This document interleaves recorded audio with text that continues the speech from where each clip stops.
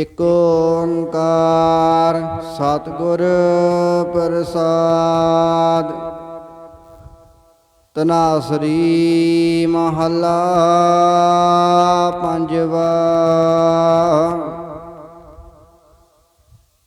ਤੁਮ ਦਾਤੇ ਠਾਕੁਰ ਪ੍ਰਿਤਪਾਲਕ, ਨਾਇਕ ਖਾਸਮ ਹਮਾਰੇ। ਨਿਮਖ ਨਿਮਖ ਤੁਮ ਹੀ ਪ੍ਰਿਤਪਾਲੋ, ਹਮ ਬਾਰਕ ਤੁਮਰੇ ਤਾਰੇ। ਤੁਮ ਦਾਤੇ ਠਾਕੁਰ ਪ੍ਰਿਤਪਾਲਕ, ਨਾਇਕ ਖਾਸਮ ਹਮਾਰੇ। ਨਿਮਖ ਨਿਮਖ ਤੁਮ ਹੀ ਪ੍ਰਿਤਪਾਲੋ, ਹਮ ਬਾਰਕ ਤੁਮਰੇ ਤਾਰੇ। ਜਿਹਵਾ ਏਕ ਕਵਨ ਗੁਣ ਕਹੀਐ, ਬੇਸੁਮਾਰ ਬੇਅੰਤ ਸੁਆਮੀ। ਤੇਰੋ ਅੰਤ ਨਾ ਕਿਨਹੀ ਲਹੀਐ। ਰਹਾਉ ਕੋਟ ਪਰਾਧ ਹਮਾਰੇ ਖੰਡ ਹੋ, ਅਨਕ ਵਿਧੀ ਸਮਝਾਵ ਹੋ। ਹਮ ਗਿਆਨ ਆਲਪ ਮਤ ਥੋਰੀ, ਤੁਮ ਆਪਨ ਬਿਰਦ ਰਖਾਵ ਹੋ। ਤੁਮਰੀ ਸ਼ਰਨ ਤੁਮਾਰੀ ਆਸਾ, ਤੁਮ ਹੀ ਸੱਜਣ ਸੁਹੇਲੇ।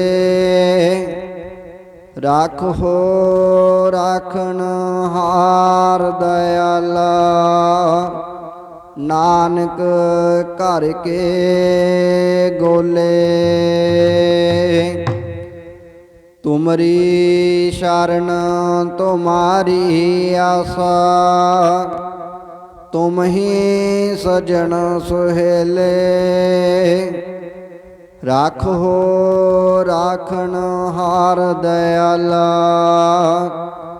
ਨਾਨਕ ਘਰ ਕੇ ਗੋਲੇ। ਵਾਹਿਗੁਰੂ ਜੀ ਕਾ ਖਾਲਸਾ, ਵਾਹਿਗੁਰੂ ਜੀ ਕੀ ਫਤਿਹ। ਪਰਮ ਤੇ ਸਤਿਕਾਰਯੋਗ ਸਤਿਗੁਰਾਂ ਦੀ ਸਾਜੀ ਔਰ ਨਵਾਜੀ ਸਾਧ ਸੰਗਤ, ਗੁਰੂਆਂ ਦੇ ਗੁਰੂ ਧੰਨ ਧੰਨ ਸਾਹਿਬ ਸ੍ਰੀ ਗੁਰੂ ਗ੍ਰੰਥ ਸਾਹਿਬ ਜੀ ਮਹਾਰਾਜ, ਜਿਨ੍ਹਾਂ ਨੇ ਅਪਾਰ ਬਖਸ਼ਿਸ਼ ਕੀਤੀ, ਅੰਮ੍ਰਿਤ ਵੇਲੇ ਦੀ ਸੰਭਾਲਣਾ, ਅੰਮ੍ਰਿਤ ਵੇਲੇ ਤੋਂ ਲੈ ਕੇ ਇਸ ਵੇਲੇ ਤੱਕ ਆਪਣੀ ਨਿੱਘੀ ਔਰ ਪਵਿੱਤਰ ਗੋਦ ਵਿੱਚ ਬੈਠਣ ਦਾ ਸੁਭਾਗ ਪ੍ਰਾਪਤ ਹੋਇਆ। ਸਤਿਗੁਰਾਂ ਦੇ ਪਾਵਨ ਚਰਨਾਂ ਵਿੱਚ ਬੈਠ ਕੇ ਅੰਮ੍ਰਿਤਮਈ ਬਾਣੀ ਦਾ ਜਾਪ ਕਰਨਾ, ਸ਼ਬਦ ਕੀਰਤਨ ਵਿੱਚ ਹਾਜ਼ਰੀ ਭਰਨੀ, ਮੂਲ ਮੰਤਰ ਗੁਰਮੰਤਰ ਜਾਂ ਰੱਬੀ ਬਾਣੀ ਦੇ ਜਾਪ ਕਰਨੇ ਬਹੁਤ ਵੱਡੇ ਪੁੰਨਾਂ ਦੀ ਨਿਸ਼ਾਨੀ ਹੈ। ਧੰਨ ਬਾਬਾ ਆਨੰਦ ਸਿੰਘ ਮਹਾਰਾਜ ਜੀ ਨਾਨਕਸਰ ਕਲੇਰਾਂ ਵਾਲੇ ਆਪਣੀ ਪਾਕ ਪਵਿੱਤਰ ਰਸਨਾ ਤੋਂ ਬਚਨ ਉਚਾਰਿਆ ਕਰਦੇ ਸਨ ਕਿ ਜਦੋਂ ਜੀਵ ਦੇ ਪੁੰਨਾਂ ਦਾ ਜਿਹੜਾ ਸੂਰਜ ਹੈ ਨਾ, ਉਹ ਸਿਖਰ ਤੇ ਆ ਜਾਵੇ। ਆਪਾਂ ਦੇਖਦੇ ਹਾਂ ਸਵੇਰੇ ਸੂਰਜ ਉਦੈ ਹੁੰਦਾ, ਭਾਵ ਸੂਰਜ ਚੜ੍ਹਦਾ ਹੈ, ਤਪਸ਼ ਘੱਟ ਹੁੰਦੀ ਹੈ। ਜਿਉਂ-ਜਿਉਂ ਟਾਈਮ ਬੀਤਦਾ ਜਾਂਦਾ, ਜਦੋਂ ਦੁਪਹਿਰ ਦਾ 12-1 ਵੱਜਦਾ ਨਾ, ਉਦੋਂ ਸੂਰਜ ਐਨ ਸੈਂਟਰ ਵਿੱਚ ਸਿਖਰ ਤੇ ਆ ਜਾਂਦਾ ਹੈ। ਕਿਉਂਕਿ ਉਦੇ ਹੋਣਾ ਉਦੋਂ ਵੀ ਨਿਵਾਣ ਵਿੱਚ ਹੈ, ਢਲਣਾ ਉਦੋਂ ਵੀ ਨਿਵਾਣ ਵਿੱਚ ਹੈ।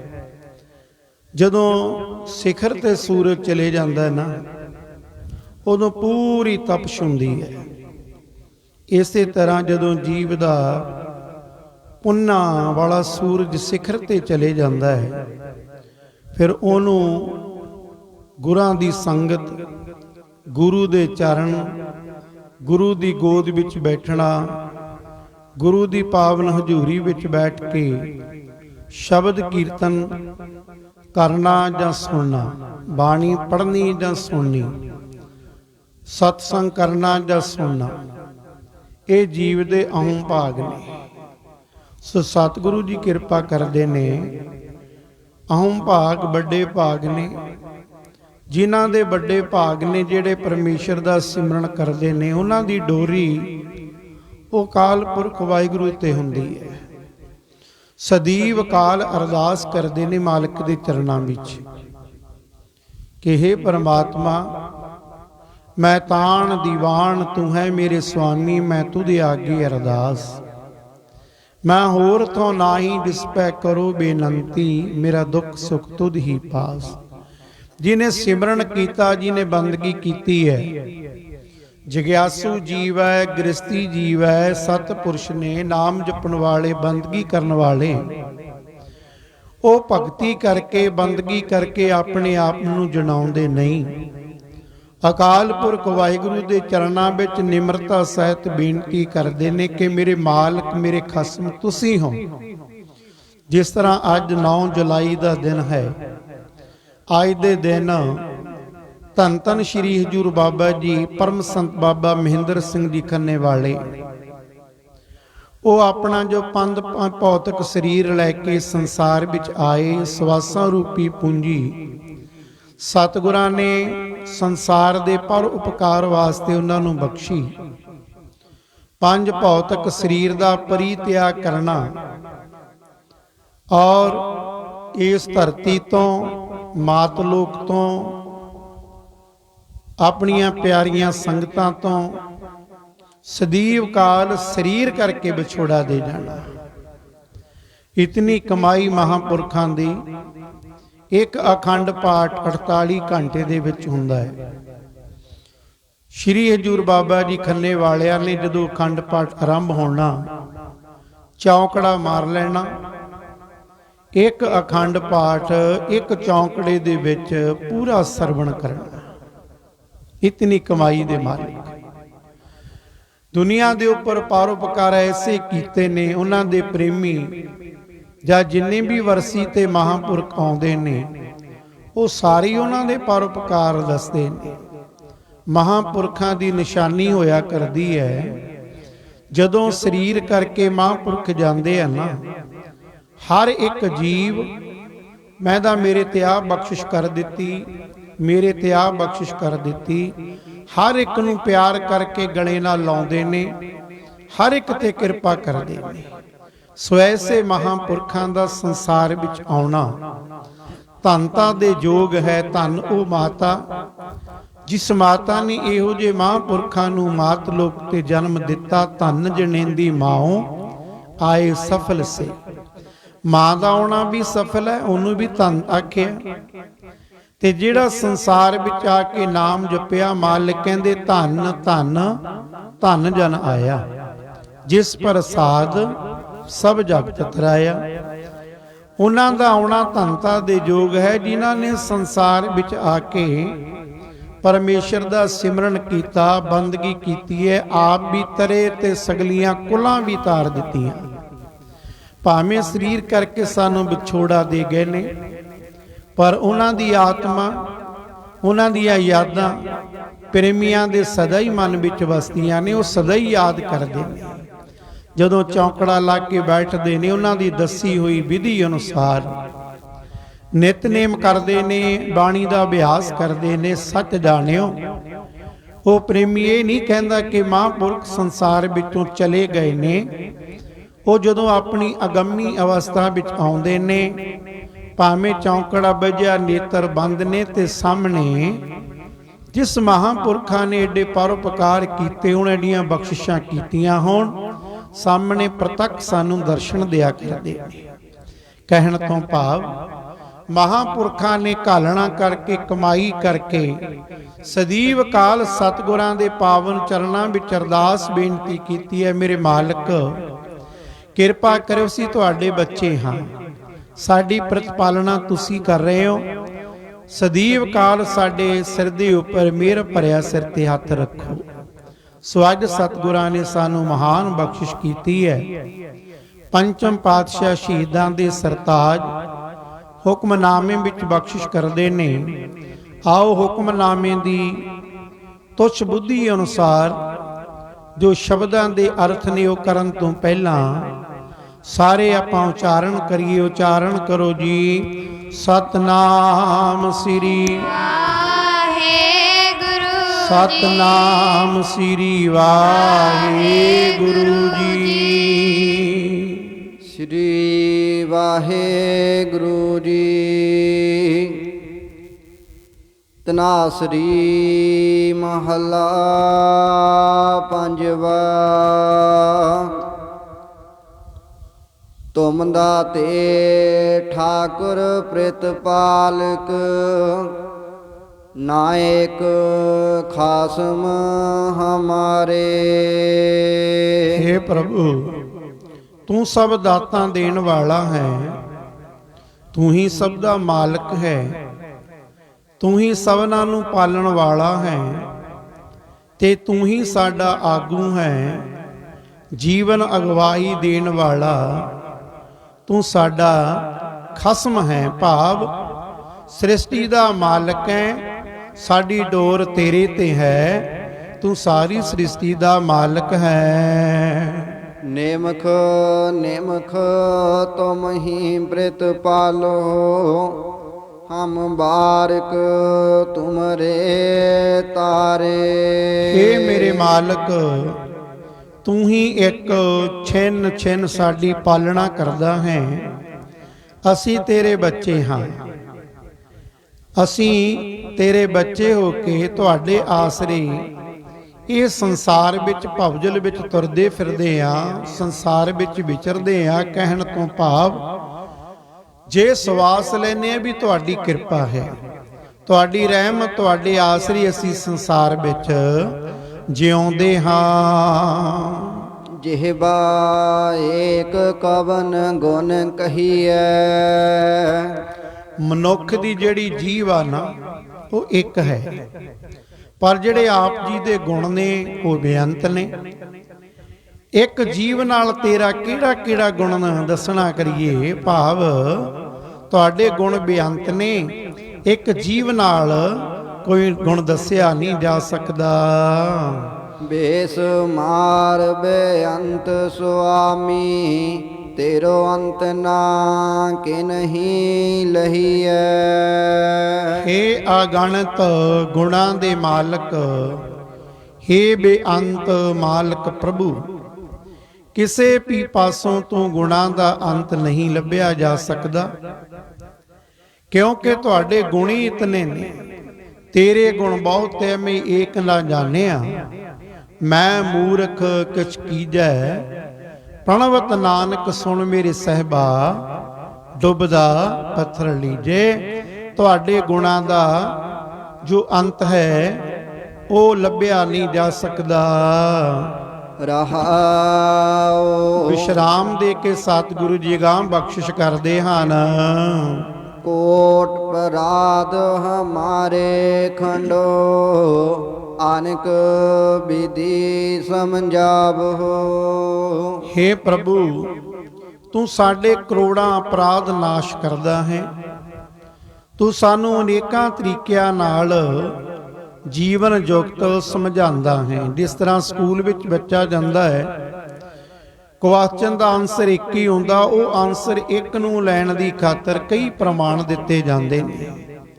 ਬੱਚਾ ਮਾਂ ਦੀ ਗੋਦ ਵਿੱਚ ਉਹਨੂੰ ਖਿਡਾਉਣ ਦੀ ਖਾਤਰ ਕਿੰਨਾ ਕੁਛ ਮਾਂ ਕਰਦੀ ਹੈ, ਕਦੇ ਆਪ ਬੋਲਦੀ ਹੈ, ਕਦੇ ਉਸ ਨੂੰ ਖਿਡਾਉਣੇ ਨਾਲ ਖਿਡਾਉਂਦੀ ਹੈ। ਇਸੇ ਤਰ੍ਹਾਂ ਤੁਸੀਂ ਸਾਨੂੰ ਅਨੇਕਾਂ ਹੀ ਤਰੀਕਿਆਂ ਨਾਲ, ਅਨੇਕਾਂ ਜੁਗਤੀਆਂ ਨਾਲ ਸੰਸਾਰ ਵਿੱਚ ਸਮਝਾਉਣਾ ਕਰਦੇ ਹੋ।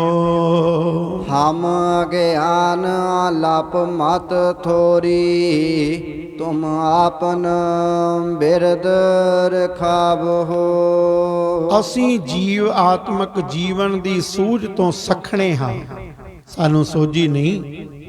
ਅਸੀਂ ਅਲਪੱਗ ਹਾਂ, ਆਪ ਜੀ ਸਰਬੱਗ ਹੋ। ਸਾਡੀ ਅਕਲ ਮਤ ਥੋੜੀ ਹੈ, ਹੋਛੀ ਹੈ, ਫਿਰ ਵੀ ਤੁਸੀਂ ਆਪਣਾ ਮੁੱਢ ਕਦੀਮਾਂ ਦਾ ਪਿਆਰ ਵਾਲਾ ਸੁਭਾਅ ਕਾਇਮ ਰੱਖਦੇ ਹੋ, ਭਾਵ ਸਾਨੂੰ ਅਸੀਸ ਬਖਸ਼ਦੇ ਹੋ। ਤੁਮਰੀ ਸ਼ਰਨ ਤੁਮਾਰੀ ਆਸਾ, ਤੁਮ ਹੀ ਸਜਣ ਸੋਹੇਲੇ। ਹੇ ਪ੍ਰਭੂ, ਅਸੀਂ ਤੇਰੀ ਆਸਰੇ, ਸਾਨੂੰ ਤੇਰੀ ਸਹਾਇਤਾ ਦੀ ਆਸ ਹੈ, ਤੇ ਤੂੰ ਹੀ ਸਾਡਾ ਸੱਜਣ ਹੈ। ਜਿਹਦੇ ਨਾਲ ਪਿਆਰ ਹੋਵੇ ਨਾ, ਵਿਸ਼ਵਾਸ ਹੋਵੇ, ਵਿਸ਼ਵਾਸਘਾਤੀ ਨਾ ਹੋਵੇ, ਉਹਦੇ ਉੱਪਰੋਂ ਸਾਰਾ ਕੁਝ ਬੰਦਾ ਵਾਰ ਦਿੰਦਾ ਹੈ। ਕਿਉਂਕਿ ਵਿਸ਼ਵਾਸ ਹੈ ਹੀ ਵੱਡੀ ਚੀਜ਼ ਹੈ। ਗੁਰੂ ਤੇ ਵਿਸ਼ਵਾਸ ਕਰ ਲੋ, ਆਦੀਆਂ ਵਿਆਦੀਆਂ ਤੋਂ ਇਰਦ ਗਿਰਦ ਤੋਂ ਜਾਣਾ ਛੱਡ ਕੇ ਜਦੋਂ ਅਸੀਂ ਗੁਰੂ ਤੇ ਵਿਸ਼ਵਾਸ ਰੱਖ ਕੇ ਗੁਰੂ ਦੀ ਸ਼ਰਨ ਵਿੱਚ ਆਉਣ ਲੱਗ ਜਾ, ਤੈਨੂੰ ਸੁੱਖ ਹੀ ਸੁੱਖ ਮਿਲ ਜਾਣ ਲੱਗ ਜਾਣੇ। ਸਾਡਾ ਸੁਭਾਅ ਹੈ, ਥੋੜਾ ਜਿਹਾ ਦੁੱਖ ਆ ਗਿਆ, ਅਸੀਂ ਕਿਸੇ ਨੂੰ ਦੱਸਣ ਲੱਗ ਗਏ ਸਾਡੇ ਕੋਲ ਆਹ ਦੁੱਖ ਆ ਗਿਆ, ਤੇ ਉਹ ਕਹਿੰਦਾ ਉਹ ਫਲਾਨੀ ਜਗ੍ਹਾ ਚਲੇ ਜਾ, ਫਲਾਨੀ ਜਗ੍ਹਾ ਚਲੇ ਜਾ। ਜਦੋਂ ਅਸੀਂ ਇਰਦ ਗਿਰਦ ਦੀਆਂ ਜਗ੍ਹਾ ਤੇ ਘੁੰਮਦੇ ਫਿਰਦੇ ਆ ਨਾ, ਉਹ ਭਟਕਣਾ ਹੀ ਹੁੰਦੀ ਹੈ। ਤੇ ਜਦੋਂ ਇੱਕ ਪਾਸੇ ਇੱਕ ਤੇ ਵਿਸ਼ਵਾਸ ਰੱਖਦੇ ਆ, ਇੱਕ ਨੂੰ ਸੱਜਣ ਬਣਾਉਣੇ ਆ, ਸੱਜਣ ਸੱਚਾ ਪਾਤਸ਼ਾਹ ਸਿਰ ਸ਼ਾਹਾਂ ਦੇ ਸਾਹੋ, ਜਿਸ ਪਾਸ ਬੈਠੇ ਆ ਸੋਈ ਹੈ ਸਭਨਾਂ ਦਾ ਵੇਸਾ। ਜਿਹੜਾ ਸਾਰਿਆਂ ਨੂੰ ਪ੍ਰਤਪਾਲਣਾ ਕਰਦਾ ਹੈ, ਫਿਰ ਉਹ ਸੱਜਣ, ਉਹ ਧੰਨ ਗੁਰੂ ਗ੍ਰੰਥ ਸਾਹਿਬ ਮਹਾਰਾਜ ਜੀ, ਅਕਾਲ ਪੁਰਖ ਵਾਹਿਗੁਰੂ ਭਗਵਾਨ ਖੁਦਾ, ਉਹਦੇ ਉੱਪਰ ਵਿਸ਼ਵਾਸ ਰੱਖ ਉਹਦੇ ਚਰਨਾਂ ਵਿੱਚ ਬੈਠ ਜਾ। ਜਿਨ੍ਹਾਂ ਨੇ ਉਹਨਾਂ ਦੇ ਚਰਨਾਂ ਵਿੱਚ ਬੈਠ ਗਏ, ਕਿਉਂਕਿ ਉਹ ਤੁਹਾਨੂੰ ਸਦਾ ਹੀ ਸੁੱਖ ਦੇਣ ਵਾਲਾ ਹੈ। ਰਾਖੋ ਰਾਖਣ ਹਾਰ ਦਇਆਲਾ, ਨਾਨਕ ਕਰਕੇ ਗੋਲੇ। ਰੱਖਿਆ ਕਰਨ ਜੋਗੇ ਸਾਡੀ ਰੱਖਿਆ ਕਰ। ਨਾਨਕ ਆਖਦਾ ਹੈ ਕਿ ਅਸੀਂ ਤੇਰੇ ਘਰ ਦੇ ਗੁਲਾਮ ਹਾਂ। ਰਾਖੋ ਰਾਖਣ ਹਾਰ ਦਿਆਲਾ, ਨਾਨਕ ਕਰਕੇ ਗੋਲੇ। ਗੋਲਾ ਸ਼ਬਦ ਬੜੀ ਨਿਮਰਤਾ ਦਾ ਹੈ, ਚਾਕਰ ਸ਼ਬਦ ਬੜੀ ਨਿਮਰਤਾ ਦਾ ਹੈ, ਕੂਕਰ ਸ਼ਬਦ ਬੜੀ ਨਿਮਰਤਾ ਦਾ ਹੈ, ਝਾੜੂ ਬਰਦਾਰ ਸ਼ਬਦ ਬੜੀ ਨਿਮਰਤਾ ਦਾ ਹੈ। ਜਦੋਂ ਕੋਈ ਜੀਵ ਪਰਮੇਸ਼ਰ ਦਾ ਸਿਮਰਨ ਕਰਦਾ ਹੈ, ਬੰਦਗੀ ਕਰਦਾ ਹੈ, ਉਹ ਜਦੋਂ ਅਕਾਲ ਪੁਰਖ ਵਾਹਿਗੁਰੂ ਉੱਤੇ ਦਿਆਲ ਹੁੰਦਾ ਹੈ ਨਾ, ਉਹ ਫਿਰ ਪੁੱਛਦਾ ਹੈ, ਦੱਸ ਤੇਰੀ ਮੰਗ ਕੀ ਹੈ, ਜਾਂ ਤੈਨੂੰ ਕੀ ਦਵਾਂ। ਤੂੰ ਬੰਦਗੀ ਕਰਦਾ ਹੈ, ਮੈਂ ਤੇਰੇ ਤੇ ਤੁੱਠਾ ਹਾਂ, ਦੱਸ ਤੇਰੀ ਮੰਗ ਕੀ ਹੈ। ਦੇਖੋ ਫਰਕ ਇੰਨਾ ਹੀ ਹੈ ਸੰਸਾਰੀ ਜੀਵ ਵਿੱਚ ਤੇ ਨਾਮ ਜਪਣ ਵਾਲਿਆਂ ਵਿੱਚ। ਨਾਮ ਜਪਣ ਵਾਲਾ ਬੰਦਗੀ ਕਰਦਾ ਕਿ ਮੈਂ ਤਾਂ ਬੰਦਗੀ ਕਰ ਰਿਹਾ, ਮੈਨੂੰ ਆਹ ਵਸਤੂ ਮਿਲ ਜਾਵੇ। ਧੀਆਂ ਪੁੱਤਰਾਂ ਦਾ ਸੁੱਖ ਲੋਚਦਾ, ਘਰ ਦਾ ਪਰਿਵਾਰ ਦਾ ਸੁੱਖ ਲੋਚਦਾ ਹੈ, ਉਹ ਅਰਦਾਸ ਵੀ ਇਹੀ ਕਰਦਾ। ਤੇ ਜਿਹੜਾ ਸੰਸਾਰੀ ਜੀਵ ਆ, ਪਰਮੇਸ਼ਰ ਦਾ ਸਿਮਰਨ ਕਰਦਾ ਕਿ ਮੈਨੂੰ ਆਹ ਵਸਤੂ ਮਿਲ ਜਾਵੇ। ਤੇ ਜਿਹੜਾ ਉਹ ਮਾਲਕ ਦੇ ਰੰਗ ਵਿੱਚ ਰੰਗਿਆ ਹੋਇਆ, ਉਹ ਪਰਮੇਸ਼ਰ ਦੀ ਬੰਦਗੀ ਕਰਦਾ, ਸਿਮਰਨ ਕਰਦਾ, ਮੇਰੇ ਮਾਲਕ ਮੈਨੂੰ ਕੁਝ ਨਹੀਂ ਚਾਹੀਦਾ, ਜੇ ਚਾਹੀਦਾ ਮੈਨੂੰ ਤੇਰੇ ਚਰਨ ਚਾਹੀਦੇ ਨੇ। ਜੇ ਤੇਰੇ ਚਰਨ ਮੇਰੇ ਕੋਲੇ ਆ, ਤੇਰੀ ਗੋਦ ਮੇਰੇ ਕੋਲੇ ਆ, ਤੇਰੇ ਕੰਠ ਦਾ ਪਿਆਰ ਮੇਰੇ ਕੋਲੇ ਆ, ਤੇ ਮੈਨੂੰ ਕੁਛ ਵੀ ਨਹੀਂ ਚਾਹੀਦਾ, ਮੈਨੂੰ ਸਾਰੀ ਸੁੱਖ ਪ੍ਰਾਪਤ ਹੋ ਜਾਂਦੇ ਨੇ। ਧੰਨ ਬਾਬਾ ਆਨੰਦ ਸਿੰਘ ਮਹਾਰਾਜ ਜੀਆਂ ਨੇ। ਹੋਰ ਵੀ ਬੰਦਗੀ ਵਾਲੀਆਂ ਰੂਹਾਂ ਨੂੰ ਜਦੋਂ ਅਕਾਲ ਪੁਰਖ ਭਗਵਾਨ ਦੇ ਦਰਸ਼ਨ ਹੋਏ ਨਾ, ਧਰੂ ਨੂੰ ਭਗਵਾਨ ਦੇ ਦਰਸ਼ਨ ਹੋਏ, ਤੇ ਜਿਹੜਾ ਉਹ ਮਾਂ ਮਤਰੇਈ ਦੀ ਗੋਦ ਵਿੱਚੋਂ ਕੱਢ ਦਿੱਤਾ, ਤੇ ਉਹਨੇ ਘਰ ਦਾ ਤਿਆਗ ਕਰਨਾ ਸ਼ੁਰੂ ਕੀਤਾ। ਤੇ ਬਾਪ ਕਹਿੰਦਾ, ਜਾ ਨਾ ਅੱਧਾ ਰਾਜ ਭਾਗ ਲੈ ਲਾ। ਹਜੇ ਮਨ ਵਿੱਚ ਫੁਰ ਨਹੀਂ ਬਣਾਇਆ ਸੀ ਉਹਨੇ। ਤੇ ਧਰੂ ਸੋਚਦਾ ਹੈ ਵੀ ਅਜੇ ਤਾਂ ਮੈਂ ਬੰਦਗੀ ਕਰਨ ਗਿਆ ਨਹੀਂ, ਅਜੇ ਤਾਂ ਮੈਂ 2 ਕਦਮ ਹੀ ਪੁੱਟਿਆ, ਗੇਟ ਘਰ ਦੇ ਗੇਟ ਕੋਲ ਵੀ ਨਹੀਂ ਗਿਆ, ਤੇ ਮੈਨੂੰ ਮੇਰਾ ਬਾਪ ਅੱਧਾ ਰਾਜ ਦੇ ਰਿਹਾ। ਪਰ ਜਿਹਦੀ ਮੈਂ ਬੰਦਗੀ ਕਰਨ ਜਾ ਰਿਹਾ, ਜਿਹਦਾ ਸਿਮਰਨ ਕਰਨ ਜਾ ਰਿਹਾ, ਉਹ ਮੈਨੂੰ ਕੀ ਕੁਛ ਦੇਵੇਗਾ। ਇਸ ਕਰਕੇ ਜਦੋਂ ਵੀ ਕੋਈ ਨਾਮ ਜਪਣ ਵਾਲਾ, ਬੰਦਗੀ ਕਰਨ ਵਾਲਾ ਪਰਮੇਸ਼ਰ ਦਾ ਸਿਮਰਨ ਕਰਦਾ, ਉਹਦੀ ਕੋਈ ਮੰਗ ਨਹੀਂ ਹੋਇਆ ਕਰਦੀ। ਬਾਬਾ ਆਨੰਦ ਸਿੰਘ ਮਹਾਰਾਜ ਤੋਂ ਪੁੱਛਣਾ ਕੀਤਾ, ਤੇਰੀ ਕੀ ਮੰਗ ਹੈ? ਉਹਨਾਂ ਨੇ ਕਿਹਾ, ਮੇਰੀ ਕੋਈ ਮੰਗ ਨਹੀਂ। ਜਦੋਂ ਹੱਥ ਜੋੜ ਕੇ ਬੇਨਤੀ ਕੀਤੀ ਨਿਮਰਤਾ ਨਾਲ, ਕਹਿੰਦੇ ਮਹਾਰਾਜ ਜੀ ਕੋਈ ਮੰਗ ਹੈ, ਜੇ ਤੁਠੇ ਹੋ ਮੈਨੂੰ ਆਪਣਾ ਬਣਾ ਲਓ। ਕਮਾਲ ਦੀ ਗੱਲ ਹੈ। ਹੁਣ ਦੇਖੋ ਕਿੰਨਾ ਸਮਾਂ ਹੋ ਗਿਆ ਸਾਨੂੰ ਸਾਖੀਆਂ ਸੁਣਦਿਆਂ ਨੂੰ, ਕਿੰਨਾ ਸਮਾਂ ਹੋ ਗਿਆ ਤੇ ਸਾਨੂੰ ਇਹ ਪ੍ਰਮਾਣ ਜੀਵਨ ਵਿੱਚ ਲਿਆਉਂਦਿਆਂ ਨੂੰ, ਪਰ ਅਜੇ ਫਿਰ ਵੀ ਸਾਡੀਆਂ ਮੰਗਾਂ ਨੇ ਸਾਨੂੰ ਆਹ ਮਿਲ ਜਾਵੇ, ਆਹ ਮਿਲ ਜਾਵੇ। ਫਿਰ ਮਹਾਂਪੁਰਖਾਂ ਦੀ ਯਾਦਾਂ ਵਿੱਚ ਬੈਠਣਾ, ਮਹਾਂਪੁਰਖਾਂ ਦੀਆਂ ਵਰਸੀਆਂ ਮਨਾਉਣੀਆਂ, ਮਹਾਂਪੁਰਖਾਂ ਨੂੰ ਸਾਧ ਸੰਗਤ ਜੀ ਉਹਨਾਂ ਦੇ ਜੀਵਨ ਤੇ ਝਾਤ ਮਾਰਨ ਦਾ ਕੀ ਫਾਇਦਾ ਹੋਇਆ ਜੇ ਜੀਵਨ ਢਾਲਿਆ ਹੀ ਨਹੀਂ। ਬਾਬਾ ਆਨੰਦ ਸਿੰਘ ਮਹਾਰਾਜ ਜੀ ਕਹਿੰਦੇ, ਨਾਮ ਜਪਣ ਵਾਲਾ ਹਰ ਕਹਿੰਦਾ ਮਹਾਰਾਜ ਮੈਨੂੰ ਆਪਣਾ ਬਣਾ ਲਓ। ਜਿਹਨੂੰ ਆਪਣਾ ਹੀ ਬਣਾ ਲਿਆ ਨਾ, ਉਹਨੂੰ ਕੁਝ ਮੰਗਣ ਦੀ ਲੋੜ ਨਹੀਂ ਪੈਂਦੀ। ਉਹ ਕਹਿੰਦੇ ਮਹਾਰਾਜ ਮੈਨੂੰ ਆਪਣੇ ਘਰ ਦਾ ਗੋਲਾ ਬਣਾ ਲਓ। ਇੱਥੇ ਸ਼੍ਰੀ ਹਜ਼ੂਰ ਬਾਬਾ ਜੀ ਸਿਆਲ ਸਾਹਿਬ ਵਾਲੇ ਦਾਸ ਤੇ ਗੁਰਦੇਵ ਬਚਨ ਕਰਿਆ ਕਰਦੇ ਸਨ ਕਿ ਭਾਈ ਗੁਰਦਾਸ ਜੀ ਕਹਿੰਦੇ, ਸਤਿਗੁਰ ਮੈਂ ਅਰਦਾਸੀਆ ਗੋਲਾ ਕਰੋ ਹਜ਼ੂਰ। ਕਹਿੰਦੇ ਸਿੱਧਾ ਹੀ ਗੋਲਾ, ਭਾਵ ਗੋਲਾ ਨਿਮਰਤਾ ਦਾ ਸ਼ਬਦ ਹੈ। ਭਾਈ ਗੁਰਦਾਸ ਜੀ ਨੂੰ ਅਕਾਲ ਪੁਰਖ ਵਾਰ ਕਹਿੰਦੇ ਸਿੱਧਾ ਹੀ ਗੋਲਾ। ਕਹਿੰਦੇ ਨਹੀਂ ਮਹਾਰਾਜ ਜੀ, ਗੋਲਾ ਕਿਹਾ ਭੁੱਲ ਕੇ ਕਰੋ ਗੋਲਿਆਂ ਦੀ ਧੂੜ, ਭਾਵ ਨਾਮ ਜਪਣ ਵਾਲੇ, ਬੰਦਗੀ ਕਰਨ ਵਾਲਿਆਂ ਦੀ ਚਰਨ ਧੂੜ ਮਿਲ ਜਾਵੇ, ਉਹ ਵੀ ਵੱਡੇ ਭਾਗ ਨੇ।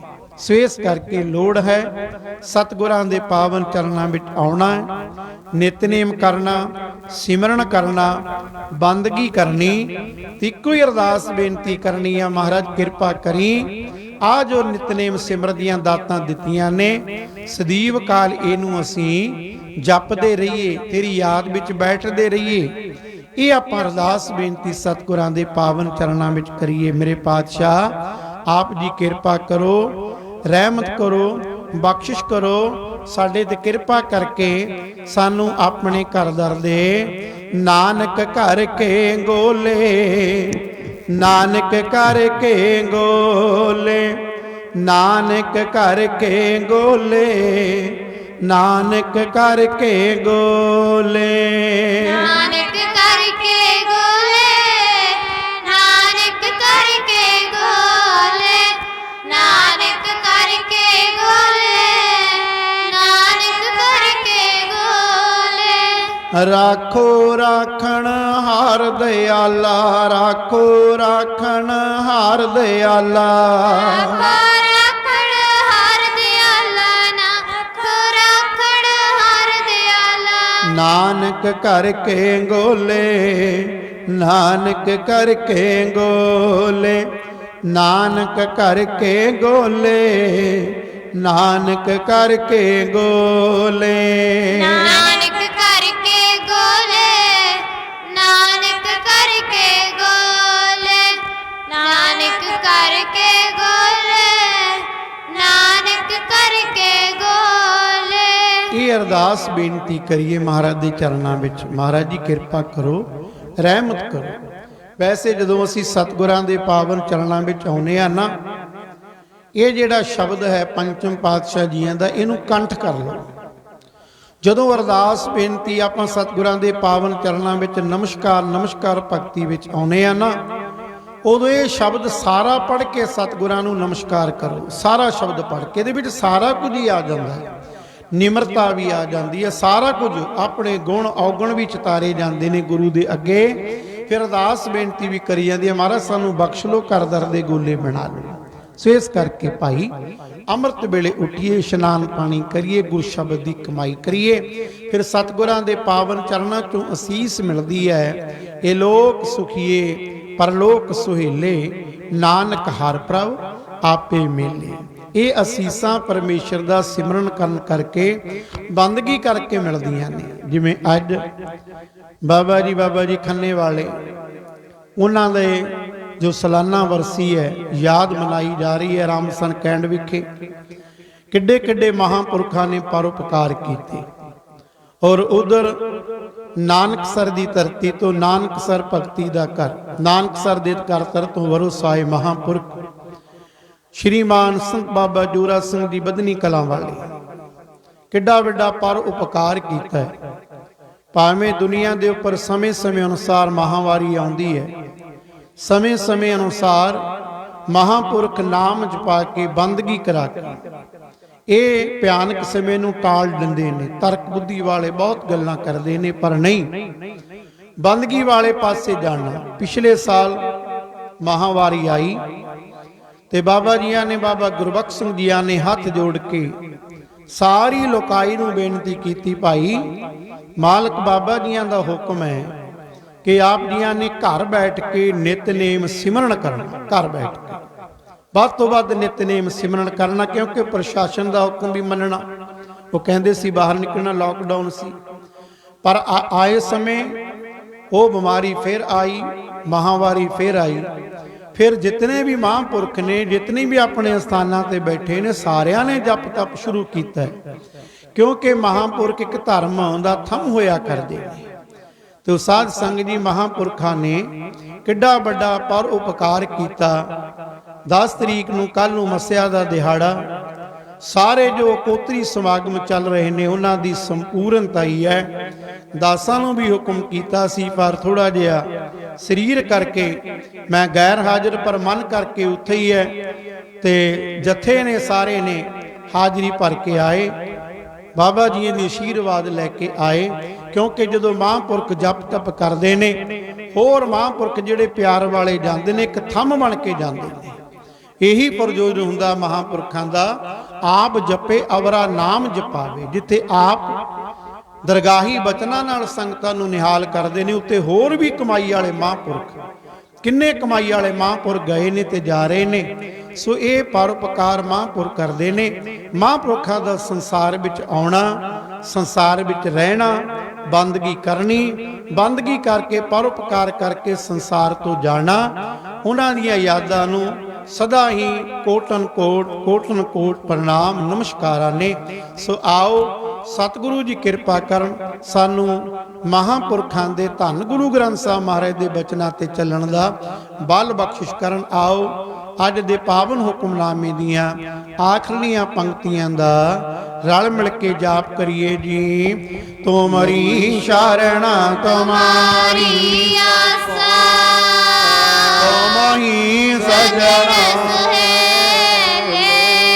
ਰਾਖੋ ਰਾਖਣ ਹਾਰ ਦਇਆਲਾ ਨਾਨਕ ਕਰਕੇ ਗੋਲੇ ਰਾਖੋ ਰਾਖਣ ਹਾਰ ਦਇਆਲਾ ਨਾਨਕ ਕਰਕੇ ਗੋਲੇ।